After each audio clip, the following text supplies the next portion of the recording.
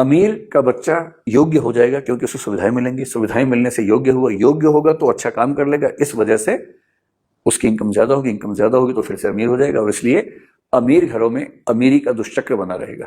वो उसको दुष्चक्र नहीं कहेंगे, वो इसको अच्छा चक्र कहेंगे, लेकिन एक सामान्य बात। अब इसका विपरीत देखिए कि एक व्यक्ति गरीब है, पुअर है, गरीब घर में पैदा हुआ है,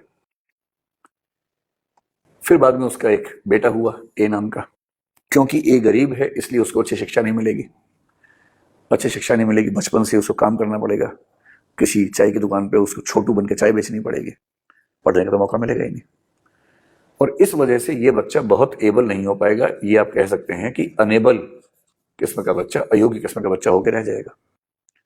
और जब ये अनेबल हो जाएगा तो सीधी सी बात है कि इसको अच्छी नौकरी मिलेगी नहीं, और इसलिए इसके इनकम का लेवल बहुत कम रहेगा। जब इनकम का लेवल कम रहेगा तो ये जिंदगी भर गरीब रहेगा, और फिर ये गरीब रहेगा, फिर इसका बच्चा वो गरीब, उसका बच्चा फिर वो गरीब होगा।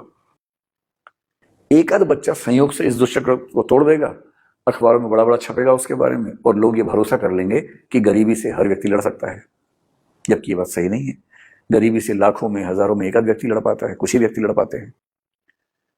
और इसका मतलब ये हुआ कि जब आप मेरिटोक्रेसी की बात करते हैं तो आपको समझना पड़ेगा कि मेरिट आमतौर पर जन्मजात नहीं होती है, मेरिट का ज्यादा बड़ा हिस्सा माहौल से आता है। और क्योंकि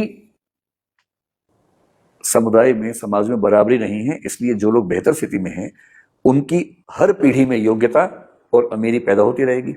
और मेरिटोक्रेसी के नाम पर दरअसल जो प्लूटोक्रेसी होती है, जो समाज के अमीर लोग हैं उनका शासन होता है, वो पीढ़ी दर पीढ़ी चलता रहता है, और गरीब लोगों को या पिछड़े व्यक्तियों को अयोग्य कह कहकर हर पीढ़ी में हम खारिज करते रहते हैं। इसलिए मेरिटोक्रेसी दरअसल मेरिटोक्रेसी ना होकर के प्लूटोक्रेसी है, अमीरों का साम्राज्य है, क्योंकि उनको सुविधाएं मिलती हैं, इसलिए वो ज्यादा योग्य अपने आप को साबित कर लेते हैं।